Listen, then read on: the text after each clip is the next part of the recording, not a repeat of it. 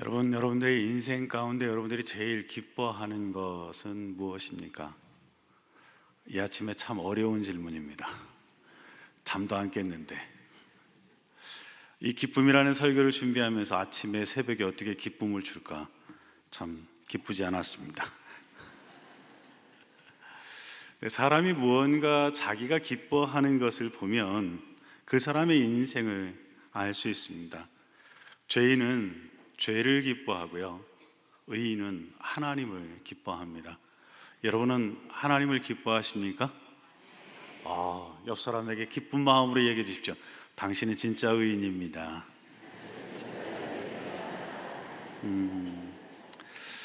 내가 기뻐하는 곳에 내 인생의 시간들이 머뭅니다. 또 내가 기뻐하는 일에 내 재능과 내 재물이 사용되어집니다. 사람은 기뻐하는 일에 집중하게 되어 있고 기쁨에 대해서는 누구나 다 반응하게 되어 있습니다. 정면에 한번 사진을 좀 하나 보여주시겠어요? 한번 한 아이와 이렇게 아이 컨택을 해보시죠.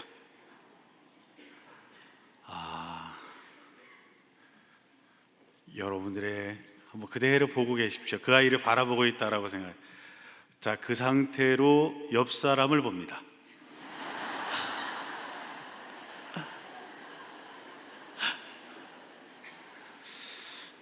휴대폰을 꺼내서 사진을 찍어주고 싶을 정도로, 자, 옆 사람한테 얘기해 주십시오. 당신은 참 기뻐하시는 분입니다.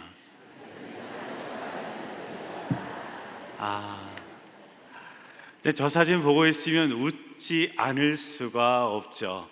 아이를 싫어하는 분들도 저 사진을 보고 있으면 그냥 웃음이 나옵니다. 여러분, 기쁨은 기쁨을 가져옵니다. 마치 인생은 거울을 보는 것과 똑같습니다. 누군가 나에게 밝은 미소를 가져올 때, 기쁨으로 가득 찬 미소를 가지고 배우자가 내게 다가올 때 나는 웃을 수밖에 없습니다. 멀리서 가족들이 나에게 오면서 아빠, 엄마 하고 이렇게 손짓하며 다가올 때 하루 동안 힘들었던 모든 짜증과 피곤이 다 떠나가고 밝은 미소가 내 입가에 머물게 되어집니다. 기쁨은 성과를 이뤄낸 누군가가 느낄 수 있는 감정이기도 합니다. 그러나 기쁨은 해낼 수 있기 때문에 기쁜 것이 아니라, 따라서 해봅시다. 기뻐할 수 있기 때문에 기뻐할 수 있다. 기뻐할 수 있기 때문에 기뻐하는 것이 기쁨입니다. 기쁨의 순간을 떠올리면 누구나 다 미소 지어지고 얼굴이 밝아집니다. 행복과 기쁨은 다른 것일까요? 기쁘면 행복하고 행복하면 기쁜 것이 아닌가요? 제가 여러분들에게 이 행복과 기쁨에 대한 정의를 다시 한번 좀 정리를 해드리겠습니다. 행복은 같이 한번 읽어볼까요? 나만 갖고 싶어하는 감정, 갖고 싶은 것, 매우 행복하다는 감정, 행복하다고 느끼는 당사자의 것, 나의 중심에 있습니다. 그러면 기쁨에 대한 정의는 어떤가 같이 읽어볼까요? 자, 시작. 함께 나누고 싶은 감정, 널리 퍼뜨리는 것, 찾아내는 것, 정말로 만족하다는 감정, 서로 알리고 주고받는 것, 그래서 같이 기뻐지는 것. 기쁨은 누군가에게 행복을 보여주고 나눠주는 역할을 합니다. 기쁨이 충만한 사람은 다른 사람을 행복하게 만들어줄 수 있습니다. 이것이 뭘까요? 복음입니다. 예수님을 만난 사람은 진정한 행복을 경험합니다. 내 안에 있는 그 행복을 가둬둘 수 없는 기쁨이 내 안에 솟구쳐 오르기 시작합니다. 나도 어찌할 수 없는 이 기쁨을 누군가에게 전하고 싶은 마음이 내 안에 가득 차 오르는 것이죠. 그래서 내 안에 있는 제일 기쁜 소식인 예수 그리스도에 관한 복음, 그 복음을 누군가에게 전할 수밖에 없게 되는 것입니다. 여러분들 안에 있는 기쁨은 지속적인 기쁨입니까? 아니면 일시적이고 제한적인 기쁨이십니까? 스스로 대답해 보시면 됩니다. 우리가 현대인의 생활 속에서 뗄래야 뗄 수 없는 하나의 물건이 있습니다. 핸드폰입니다. 이거 없으면 왠지 불안하고 불편하게 느껴지고요.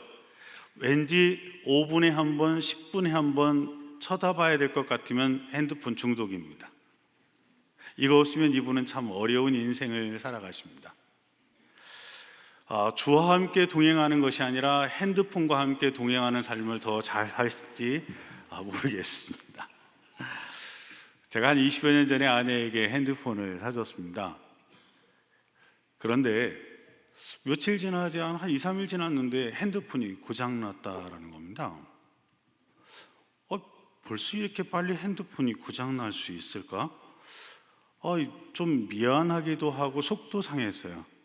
그래서 핸드폰 수리점에 가려다가 혹시나 해서 이렇게 충전을 해봤습니다.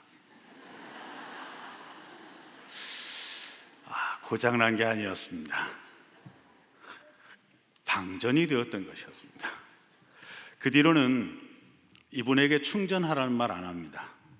제가 저녁이 되면 어디 있는지 모르는 핸드폰 울려가면서 찾아가지고 이렇게 충전해서 놔드립니다. 제 아내는 지금도 휴대폰을 가까이 하지 않습니다.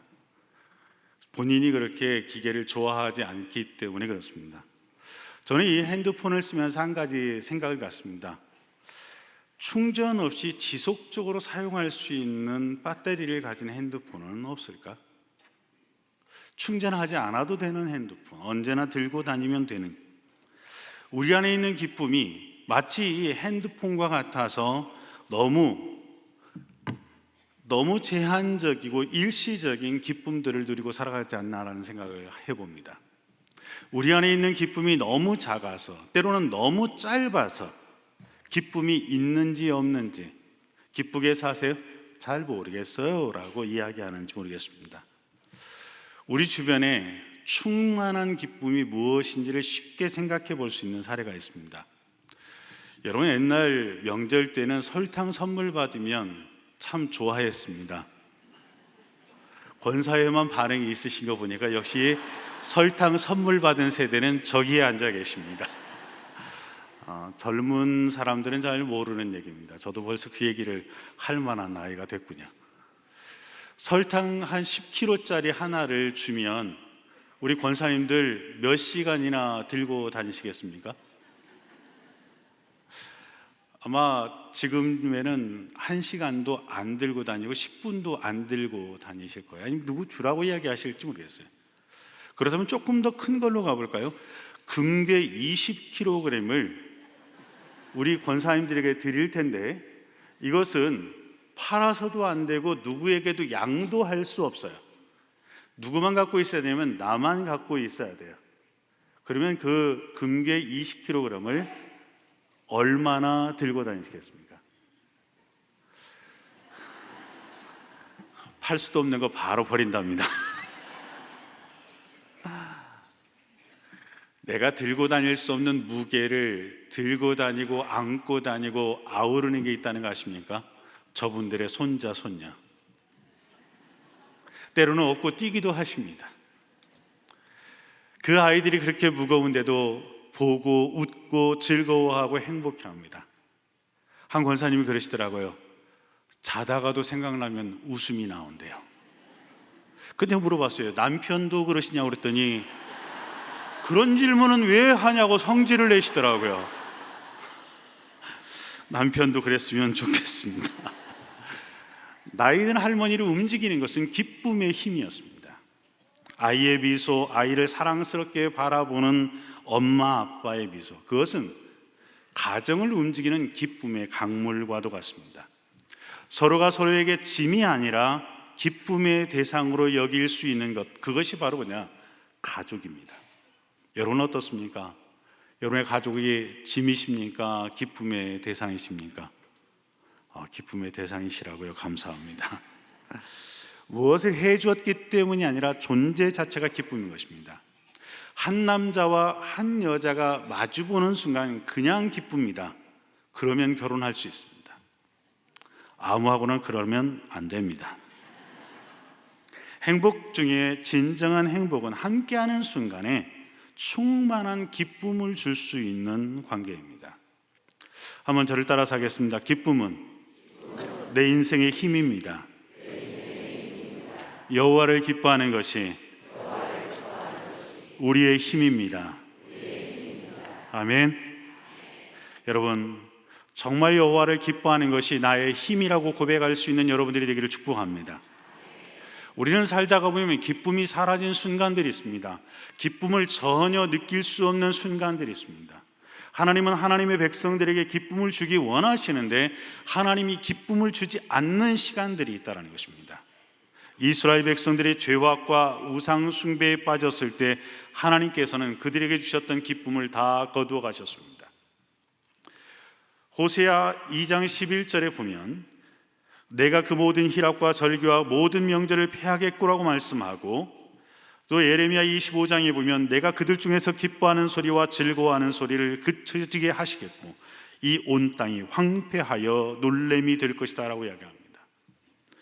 하나님을 떠난 이스라엘 백성들에게는 고통과 절망과 압제만이 남았습니다. 절망이 전부였습니다. 그들에게 기쁨은 소멸되었습니다. 하나님의 그 신역사 가운데서 그들은 결국 멸망하였고 마치 조각조각 나듯이 4차례에 걸쳐서 포로로 끌려가고 하나님의 인도하심과 그 자비를 따라서 3차례에 걸쳐서 되돌아오는 아픈 역사를 그들은 반복해야 했습니다. BC 537년에 수르바벨을 통해서 1차 포로 귀환을 통하여 성전을 재건하게 되었고, 그리고 458년에 2차 포로 귀환을 통하여 에스라를 통하여 내면적인 신앙 개혁을 이루게 되어지고, BC 444년에 느헤미야를 통하여 3차 포로 귀환 때에 성벽을 재건하게 되어집니다. 이렇게 성전 재건과 신앙 재건과 그리고 성벽 재건을 거쳐가면서 그 마지막 성벽 재건을 끝나고 난 뒤에, 그 모든 것이 끝나고 난 뒤에 에스라를 세워서 하나님의 말씀을 읽게 했습니다. 느헤미야 8장 8절부터 10절의 말씀을 우리 같이 한번 읽어보겠습니다. 같이 읽어볼까요? 하나님의 율법책을 낭독하고 그 뜻을 해석하여 백성에게 그 낭독하는 것을 다 깨닫게 하니 백성이 율법의 말씀을 듣고 다 우는지라. 총독 느헤미야와 제사장 겸 학사 에스라와 백성을 가르치는 레위 사람들이 모든 백성에게 이르기를 오늘은 너희 하나님 여호와의 성일이니 슬퍼하지 말며 울지 말라 하고, 느헤미야가 또 그들에게 이르기를 너희는 가서 살찐 것을 먹고 단 것을 마시되 준비하지 못한 자에게는 나누어 주라. 이날은 우리 주의 성일이니 근심하지 말라. 여호와로 인하여 기뻐하는 것이 너희의 힘이니라 하고. 아멘. 여호와로 인하여 기뻐하는 것이 너희의 힘이다라고 이야기합니다. 오늘 요한복음 15장 11절에 있는 말씀과 같은 맥락에서 이해할 수 있는 구약 성경의 말씀입니다. 백성들은 하나님의 말씀을 듣고 다 울었습니다. 자신들의 죄악이 생각났습니다. 하나님 앞에 게을렀던 것이 생각났습니다. 하나님 앞에 돌이켜야 될 자신의 마음이 무엇인지를 알았기에 그들은 가슴을 치며 울 수밖에 없었습니다. 그런데 오늘 느헤미야는 이야기합니다. 여호와를 기뻐하는 것이 힘이다. 여러분, 여호와를 기뻐하는 것이 여러분들의 인생의 힘이십니까? 그렇다면 여러분은 하나님과 함께하는 능력 있는 삶을 사는 줄 믿습니다. 여기에서 느헤미야가 말했던 힘이라는 단어는 마오즈라는 단어인데, 이 단어는 어떤 의미를 갖냐? 성벽, 요새, 성체, 이런 뜻을 갖고 있습니다. 이제 외적의 침입에도 견뎌낼 수 있고 방어할 수 있는 안전한 성벽을 건축하고 난 뒤에 말씀을 듣고 회개하며 우는 그들을 향하여 느헤미야가 선포합니다. 하나님을 기뻐하는 것은 바로 요새와 같다라는 것입니다. 하나님을 기뻐하는 것은 성벽을 가진 자와 같은 것이라는 것입니다. 여러분, 우리의 인생 하나님을 기뻐하십니까? 기뻐하실 수 있게 되길 축복합니다. 이것은 박장대소를 하고 웃는 것이 아닙니다. 춤을 추는 것을 이야기하지 않습니다. 내적으로 끌어오는 넘치는 기쁨을 이야기하는 것입니다. 이전에 알 수 없었던 기쁨이 내 안에서 나도 모르게 내 마음을 붙들어 나를 힘있게 만들어가는 것입니다. 두려워 떨던 자가, 기쁨을 잃어버렸던 자가 내 안에서 하나님 때문에 내 안에서 힘이 올라오는데 마치 견고한 성벽과 같은 든든한 마음이 내 마음에 기쁨이란 이름으로 올라오는 그 솟구쳐오는 그 기쁨, 그것이 여러분들의 인생의 힘이 될 수 있게 되길 축복합니다. 70년 포로 생활을 마치고 돌아온 그들이 70년 만에 맛보는 기쁨이었습니다. 이전에 경험할 수 없었던 기쁨이었습니다. 여러분, 성경에는 두 번의 출애굽을 볼 수 있습니다. 첫 번째 출애굽은 모세가 이끌었던 출애굽입니다. 그 출애굽 이후에 하나님은 40년 동안 광야에서 그 이스라엘 백성들을 어루만지십니다. 그런데 두 번째 출애굽은 바로 오늘 이 3차 포로기한을 통하여 돌아오는 이스라엘의 마지막 포로기한, 이 포로기한을 우리는 제2의 출애굽이다라고 이야기할 수 있습니다. 그런데 하나님께서 이 제2의 출애굽을 다루는 과정은 1차 출애굽은 40년에 끝났는데 포로로 출발해서 돌아오고 모든 것들이 끝마무리 되는 시간들이 160년이라는 어마무시한 시간들이 걸렸습니다. 성경에 가장 완벽한 출애굽이 등장합니다. 가장 완전한 출애굽, 그 출애굽은 바로 예수 그리스도의 십자가 사건입니다. 세 번째 출애굽이라고 이야기할 수 있는 이 완전한 출애굽은 시간이 아니라 하나님 자신이 십자가에 죽으시는 사건을 통하여 이루어집니다. 예수님의 십자가의 사건은 가장 완전한 출애굽이었습니다. 출애굽의 목적은 이방의 압제에서 벗어나는 것을 뛰어넘어, 따라서 해봅시다, 하나님께로 돌아가는 것입니다. 하나님께로 돌아가는 것이었습니다. 죄와 사망과 사단의 권세에서 벗어나는 궁극적인 출애굽, 온전한 출애굽 사건은 바로 십자가와 부활 사건이었습니다. 죄와 분리되었던 인간이 하나님과 도저히 연합할 수 없는 인간이 하나님과 완벽한 연합을 이루고 완벽한 사랑을 주고받는 아버지와 자녀가 되어지는 길이 열리게 된 것입니다. 이것은 세상 그 어느 것과도 비교할 수 없는 기쁨의 사건인 줄 믿습니다. 이 세상에서 일어날 수 없는 일, 이루어질 수 없는 일이 이루어진 것입니다. 오늘 그 관계를 예수님께서 요한복음 15장에서 바로 포도나무 비유를 통하여 말씀하시는 것입니다. 나는 포도나무요 너희는 가지라. 그가 내 안에 내가 그 안에 거하면, 너희가 내 안에 거하고 내 말이 너희 안에 거하면 나의 사랑 안에 거하라. 5절의 내 안에라는 말은 내 안에 거하는 자가 된다는 것을 이야기하는 것입니다. 이것을 상호적인 신비한 연합이라고 이야기합니다. 저도 좀 말이 어렵습니다. 기쁨에 관한 이야기하면서 이렇게 어려운 이야기를 왜 이야기하는지 모르겠습니다. 한번 따라서 해볼까요? 상호적인 신비한 연합. 이것은 요한복음 14장 10절에 이렇게 말씀합니다. 내가 아버지 안에 있고 아버지께서 내 안에 계시다는 것을 내가 믿지 않느냐? 내가 너희에게 하는 말은 내 마음대로 하는 것이 아니다. 아버지께서 내 안에 계시면서 자기 일을 하신다. 성부와 성자와 성령이 하나이듯이 하나님과 하나님의 백성들도 하나라는 신비한 연합을 이야기하시는 것입니다. 그러면서 예수님께서 죄인이었고 하나님과 원수된 우리를 위하여 이렇게 이야기하시는 것입니다. 하나다라고 이야기하시는 것입니다.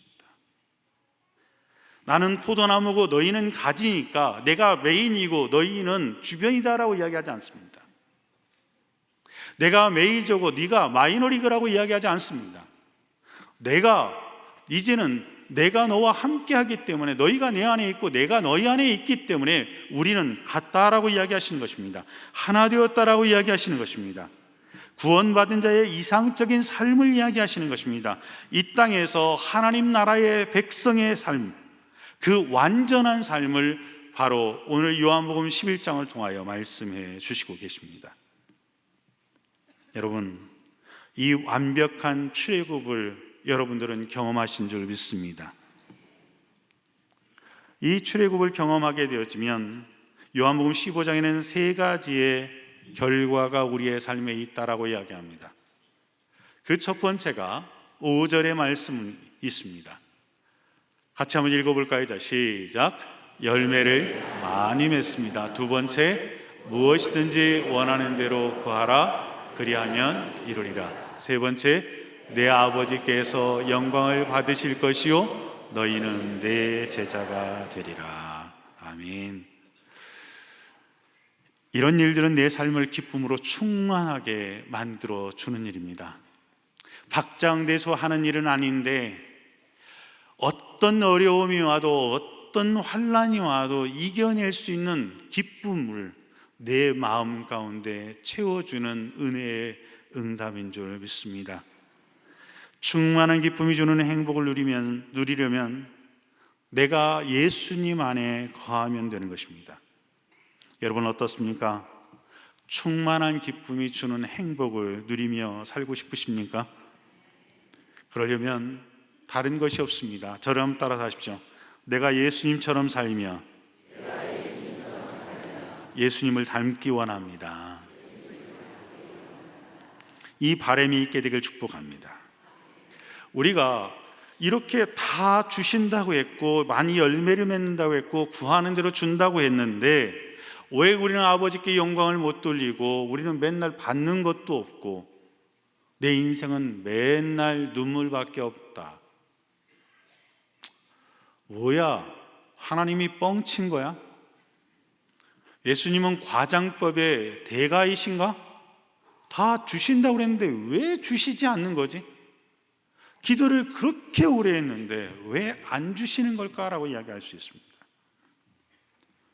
그 이유를 가만히 살펴보십시오. 그 안에 예수님이 계시느니라. 예수님 없이 내가 원하는 것을 요구했기 때문에 응답이 없을 수 있습니다. 그가 내 안에, 내가 그 안에 있는 이 신비한 연합을 통하여 우리가 예수님을 닮아가고 있는지, 예수님처럼 생각하고 있는지를 살펴볼 수 있게 되길 바랍니다. 우리가 예수님의 눈을 따라 우리의 삶이 그 방향으로 가고 있는지를 살펴볼 수 있게 되길 바랍니다. 예수님의 소원을 따라 순종하는 삶을 살고 있는지를 살펴볼 수 있게 되기를 축복합니다. 예수님 안에 살고 예수님이 내 안에 있는 사람은 그의 나라와 의를 따라 살아갑니다. 이 사람은 하나님의 기쁨을 경험할 수밖에 없습니다. 저는 사역의 현장 속에서 예수님처럼 살아가고 예수님을 닮기 원하는 사람들을 봅니다. 말없이 헌신하고 자신보다 주님의 기쁨과 교회의 유익을 위하여 기꺼이 자신의 삶을 그 중심으로 내어드리려고 애를 쓰는 그 삶, 그의 삶 속에는 하나님의 기쁨이 머물러 있습니다. 하나님 앞에 그 일을 감당하기 위하여 기도하며 눈물을 흘리지만 그 눈물을 닦으며 일어서면서 그의 얼굴에 지어지는 그 하나님의 기쁨이 담긴 미소, 그 미소가 인생의 능력이고 힘인 줄 믿습니다. 정말 우리가 충만한 기쁨이 주는 행복을 누리려면 두 번째는 이것입니다. 한번 따라서 해봅시다. 주님과 함께하기 위하여 삶을 집중하는 것입니다. 하나님과 우리 사이에 이루어질 궁극적인 목표는 딱 하나입니다. 아름다운 관계를 이루어가는 것입니다. 행복한 관계를 이루어가신 것입니다. 내가 이것을 너희에게 이름은 내 기쁨이 너희 안에 있어 너희 기쁨을 충만하게 하려 함이라. 오늘 기쁨을, 어떤 기쁨을 우리가 구하냐는 것입니다. 오늘 성경은 분명하게 말씀합니다. 너희가 가져야 할 기쁨은 내 기쁨이라는 것입니다. 누구의 기쁨? 예수님의 기쁨이라는 것입니다. 너희가 고생하면 얻을 수 있는 것이 아니라, 네가 열심히 노력하면 만들어낼 수 있는 기쁨이 아니라 내가 너희에게 주는 거라는 것입니다. 예수님 자신 안에 있는 기쁨을 너희가 가져야 한다라고 이야기를 하는 것입니다. 여러분 5월 8일 날 부모님 댁 방문하셨습니까? 할머니 할아버지 댁 가면 그 쉽게 볼 수 있는 풍경이 있죠. 아버지, 할미 하고 뭐 할아버지 할머니도 제대로 못하는 아이들이 할아버지 할머니에게 막 달려갑니다. 두 팔을 벌려. 그러면 어떻게? 할아버지들이 어서 와 이러십니까? 근엄했던 이 모든 할아버지 할머니들도 다 무장해제가 되어집니다. 무엇까지 무장해제가 되냐면 주머니까지 무장해제가 됩니다. 백화점의 비싼 물건은 다 할머니 할아버지들이 사주는 거라고 그러죠. 주고 싶은 것입니다. 뭐든지 주려고 노력하기 때문에 아이들도 압니다. 왜? 할아버지를 만나면, 할머니를 만나면 엄마가 안 해주고 아빠가 안 해주는 것 죄다 다 얻을 수 있다는 것, 못 먹게 하는 것, 얼마든지 먹을 수 있는 행복이 있다는 것. 아이들은 지혜롭습니다. 예수님도 자신 안에 있는 걸 주고 싶으셨습니다. 얼마나 주고 싶으셨으면 우리들이 잃어버린 것, 우리들이 다시 경험하지 못하는 그것을 주고 싶으셔서 십자가에 죽으셨을까요? 그 기쁨이 예수님 안에 있다라고 말씀하십니다. 여러분, 여러분들이 그 기쁨을 얻기 원하신다면 예수님께로 다가갈 수 있게 되기를 축복합니다. 제가 오늘 여러분 마지막으로 사진을 한 장을 좀 보여드리겠습니다. 기쁘게 웃으시는 예수님의 모습입니다.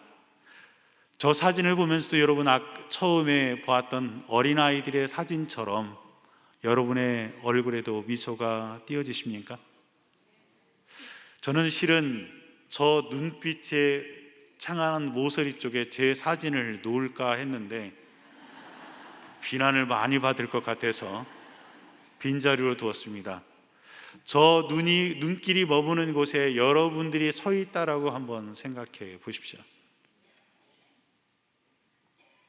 저 사진은요, 그 다음 넘겨봐 주시겠어요? 멕시코와 브라질의 선교 현장에서 촬영했던 5,000장의 사진을 모아서 만든 사진입니다.